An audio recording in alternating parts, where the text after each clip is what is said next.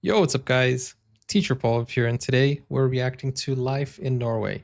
This is a coffee request, and if you want to check out the video without my reaction, link is in the description. But we're learning about Bergen because I am traveling to Norway this year, and it's gonna be so fun because it's gonna be my second time back in Norway. First time in Oslo, second time in Bergen, and we're learning a little bit more about the city before we go. And Hansi is the one who requested this. Shout out to Hansi, who says, here are a couple of videos, things to do in Bergen. So let's check it out, guys. And if you want to catch me live, talk, give me some, instructions, go onto Twitch. I'm live right now. And yeah, let's go. Life in Bergen. Welcome to Bergen, Norway's second biggest city. Bergen attracts people for all sorts of reasons. It's one of Norway's most popular cruise ship ports, the starting point for the historic coastal voyage. Dude, did you see the wind? Look at the person walking in the background.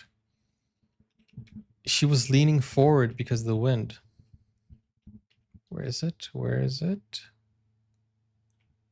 Look at the person. Look at how they're walking. Right over here. Norway's most popular cruise ship ports, the starting point for the historic coastal voyage, a lot of wind. One end of the famous Bergen Line railway from Oslo, and of course it has the reputation as the gateway to the fjords. Now, while Bergen is the perfect starting point to explore Norwegian nature, visitors shouldn't overlook the city itself. There's so much to see and do here, whether you're here for a day, a weekend, or longer. From a UNESCO World Heritage Site at its heart to a stave church hidden in the suburbs, here are my recommendations for how to spend your time in Bergen, Norway. Just before we get started, please do check out lifeinnorway.net for more on Bergen and all things Norway in English. Nice. And if you do like these videos, please consider supporting Life in Norway on Patreon. Oh, isn't this the website you sent me, Life in Norway? That's a very useful website. Get early access to all new videos, plus exclusive travel tips from yours truly, a travel writer who's lived in Norway for 14 years now. Now let's start by putting Bergen on a map. Bergen sits on Norway's west coast. It's located about 460 kilometers west of Oslo. Here's Bergen in relation to two other west coast cities, Stavanger and Haugesund. Bergen serves as a key gateway to Norway's famous fjords, notably the Sognefjord and the Hardangerfjord. Bergen is known as the city of 7 mountains. Nice. The best way to take in the city's spectacular setting is to head up one of them. To do this without hiking, there are two easy choices. Flybanen, Bergen's funicular railway. For this spectacular view, head up Mount Flyen on Bergen's funicular railway, Flybanen. Recently renovated, Flybanen takes just 5 minutes to reach one of the most famous views of Bergen. 5 minutes? Day or night, it's hard to take your eyes off the unforgettable view of the entire city. But it's well worth exploring the surrounding area too, to visit the local goats, playground, gift store, cafe and restaurant. Did he see the local goats? Or did he say boats? I heard goats. My recommendation, take a hike. Or at least visit the troll forest, especially. My recommendation, go take a hike. Okay, sorry. My recommendation, take a hike, or at least visit the troll forest, especially if you have kids. It's not hard to find the funicular. The distinctive white station building is just a few steps away from Bergen's fish market and the famous Bergen neighborhood. Trains run frequently throughout the day, and are usually full with visiting British, American and German tourists. Nice. Each train holds about 60 people, but if it's busy, don't worry too much about getting a good view from within the carriage itself. There is plenty of space at the top for you to spread out and take it all in. When I'm in town, I prefer to take the train. What? Pause. Spread out and let it all in. What the heck? Spread. Okay, my mind is in the gutter right now. Oh, man. For you to spread out and take it all in. When I'm in town, I prefer to take the train no later than mid-morning for the quietest experience. If you're spending more than a few hours in the city, consider going up in the evening. Even if it's the hours of darkness, Fløibanen stays open late, and during the evening, it's less crowded and the view is no less spectacular, as you can see. But as I said, Fløibanen isn't the only way to get a spectacular view in Bergen. Ulriken, Bergen's cable car. For an even loftier perspective on Bergen, take the cable car up to Bergen's tallest mountain, Ulriken. The cable car whisks you up 643 meters above sea level, offering these breathtaking views of the city, fjords, and surrounding mountains. At the top, you'll find hiking trails and a bar and restaurant serving local specialities. The starting point for the cable car is further out of the city than the funicular, so you'll need to take a local bus or the light rail to get there. As Ulriken is so high up, don't bother heading here when cloud covers the mountaintop, as it often can do in Bergen. And you see nothing? Hiking in Bergen. From the air, you can see just how much the city is surrounded by hills, islands, and greenery, with hiking trails galore. Yes, it's Norway's second biggest city, but Bergen residents are still very much nature lovers. Once you've taken the funicular up to Mount Fløyen, do as the locals do and explore the sprawling forest. Wait, why does it say Kyiv with the Ukraine flag over there? Wait, what? You can see Kyiv from there? No, you can't. What? I'm so confused now. Forest along the network of trails that starts at the funicular station. Even if you don't go off on a hike, take a few minutes to follow one of the trails around the back of the restaurant to take a look at the troll forest. Wait. I only saw Kyiv because it had the Ukraine flag. Oh, it also says, okay, there's the amount of kilometers. Okay. But only Kyiv had the flag on it. That's why it called my attention. Oh, okay, I see. So the South Pole, Rio de Janeiro. Okay, so it tells us how far we are from there. Okay, I see. To Mount Fløyen, do as the locals do and explore the sprawling forest along the network of trails that starts at the funicular station. Even if you don't go off on a hike, take a few minutes to follow one of the trails around the back of the restaurant to take a look at the troll forest, as I mentioned earlier. An easy hike for families and a great choice for birdwatchers is the 1.5-hour signposted round trip to the Fløivarden cairn. Was that a snake coming out of his mouth? Absolutely required for what is probably the most well-known hike. It's the popular trek between the funicular and the cable car, but it takes about 5 hours. If you don't have time for such a hike but still want to enjoy a nature experience, there are many shorter routes available. Mount Fløyen is far from the only hiking destination in Bergen. With mountains pretty much everywhere you look, you're never far from a hiking trail. Bergen.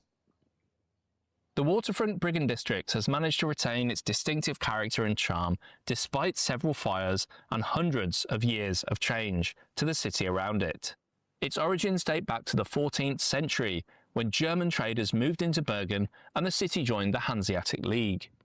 The trading buildings and warehouses were built with traditional wooden construction methods. Importantly, reconstruction and renovation has been carried out using these same methods, something which is key to its status as a UNESCO World Heritage Site. Many visitors take a quick photo of the famous colourful warehouses and walk on by, but they miss the fascinating alleyways between the buildings that open out into wooden courtyards and give a much greater insight into the Hanseatic era neighbourhood. One thing I like about the neighbourhood is that it's still a trading district today. Several independent boutiques and small cafes are hidden away down these narrow alleyways, another great reason to spend a little time exploring. Fully exploring Bergen is one of the best free things to do in the city, but to gain a greater perspective, consider a visit to the Hanseatic Assembly Halls or Bergen's Museum, which is based around the archaeological discoveries that saved the Bergen district. Bergenshus Fortress.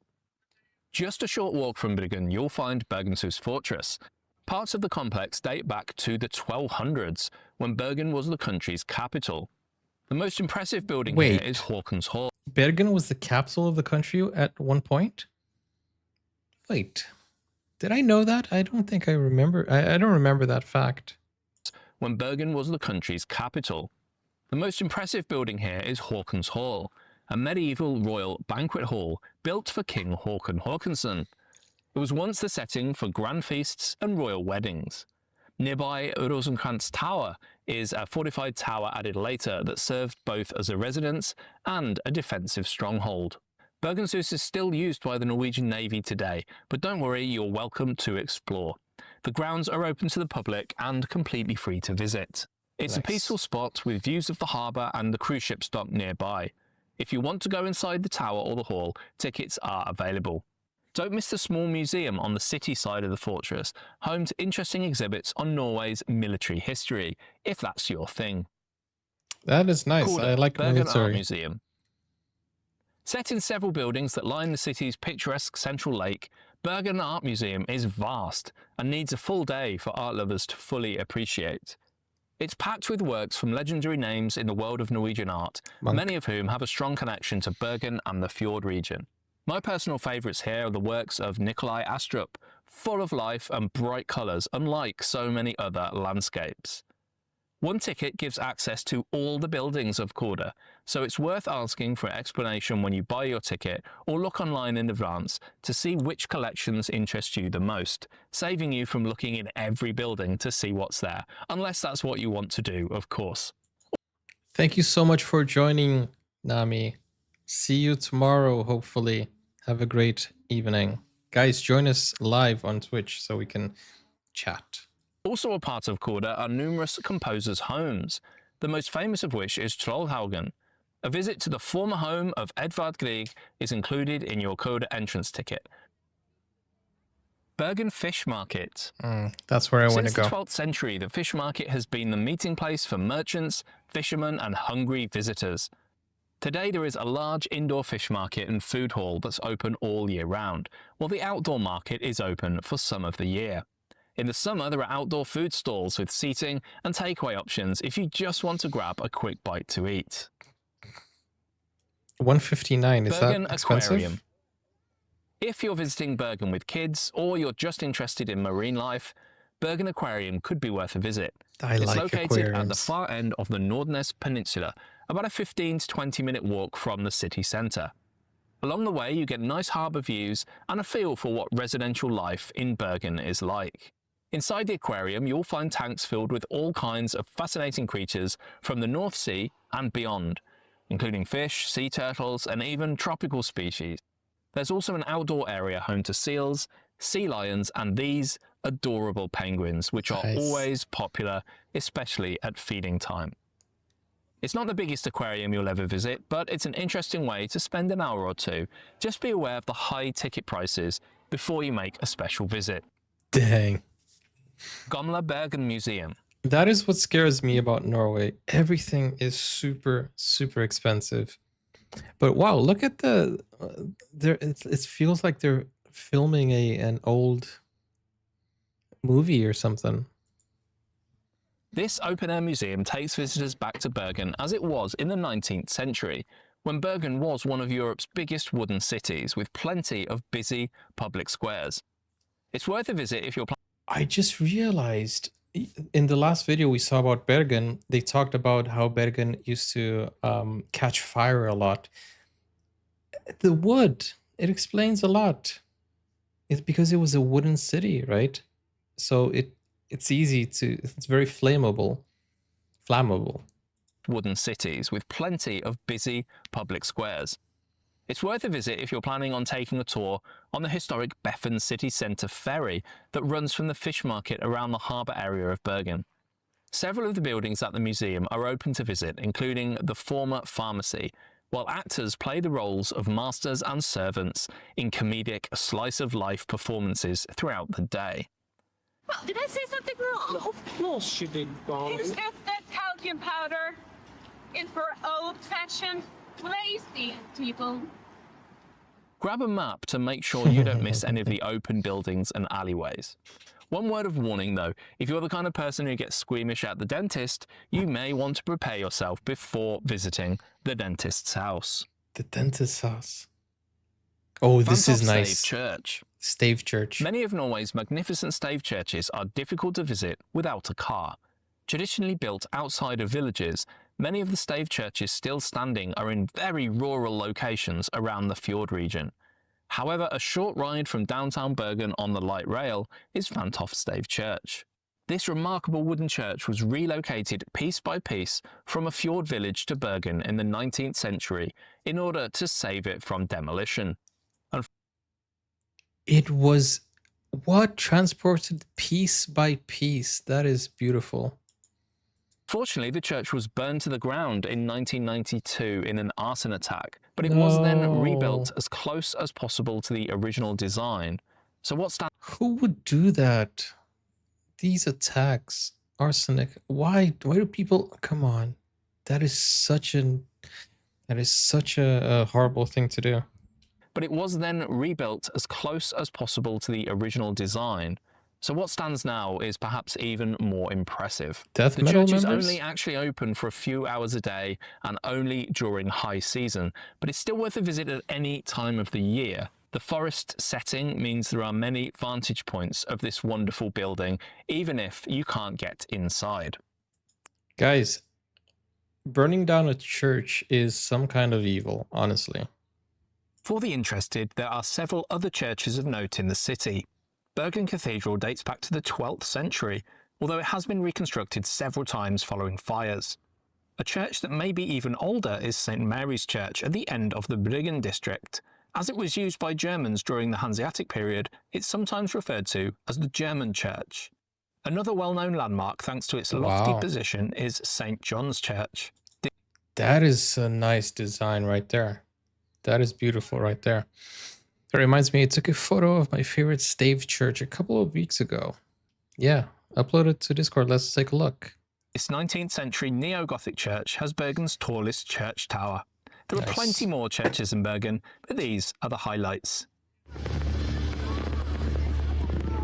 Bergen at Christmas. Despite the darkness, Christmas is an enjoyable time to visit any Norwegian city, including Bergen. You'll find a large Christmas market by the lake and something that's a true Bergen tradition. Pepperkakebyen, or Bergen's gingerbread town, is truly an assault on the senses. As you can see from these pictures, it looks amazing, but I can promise you that it smells even better. Made every year by local schoolchildren, community groups and local companies, the gingerbread town is open from around mid-November through to the end of the year. Highlights for me were the gingerbread version of the city's football stadium, the riverboats, and the trains making their way around the gingerbread town. Yeah, I don't think I will be able to catch this because I think I'm gonna go, you know, summertime, most probably.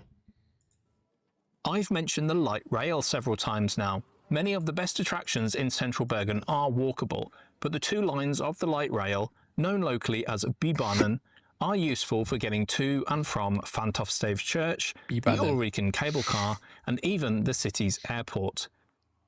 Yeah, I'm Check definitely going to have to use that. Transport provider Skyss.no for details on routes and ticket prices. The mobile app, available in English, makes it super easy to buy tickets and to get around Bergen.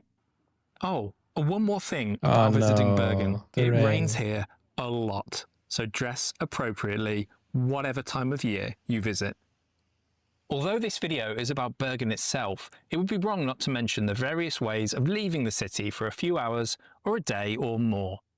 There is, of course, the Oslo to Bergen Railway, which connects on to the world-famous Flum Railway at Myrdal. Various fjord sightseeing tours are available from the harbour area, some on historic vessels, while others are on more modern hybrid ships. As I mentioned at the very beginning of this video, Bergen is the starting point for the historic Norwegian Coastal Express, a grand voyage with more than 130 years of history. Watch this video next to see my experience on board the full 11-night voyage from Bergen in the winter. As you'll see, it was a thoroughly memorable journey. And as always, thank you for watching. Okay. Here's one thing. I spoke to my wife and said, we're going to Bergen. And then I told her we're going in the summertime.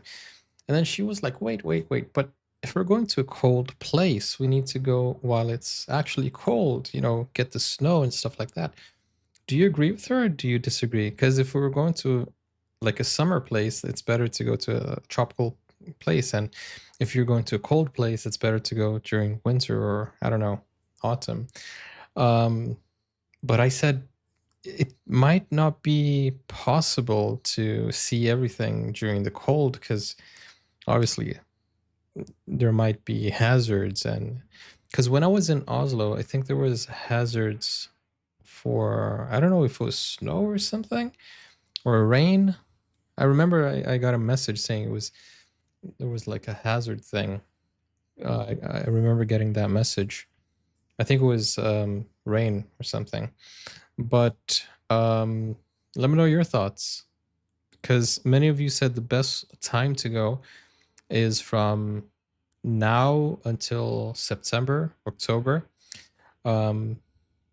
But does she have a point or no? Let me know. And yeah, join me on Twitch to help me out while I'm here live. And if you want to request a video like Hansi did, it will help my trip, for just whatever expenses I have during the day. So when you request a video, you get to see me react to a video and you get to support the trip. Click over here to see another video. Take care. Bye-bye.